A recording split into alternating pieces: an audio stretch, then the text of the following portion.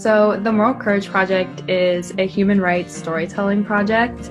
We're looking for stories of moral courage. So people who are standing up for human rights, even amidst the risks and issues that they might face when doing it.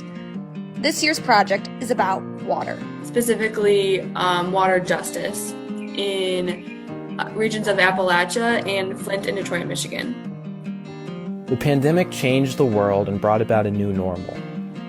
Everybody is learning how this new, socially distant world works. The Moral Courage team could not travel to Kentucky and Michigan to collect stories of moral courage in person. However, now more than ever, stories of moral courage need to be heard. While we stayed at home, we got to work and figured out how to complete the job that we had set out to do.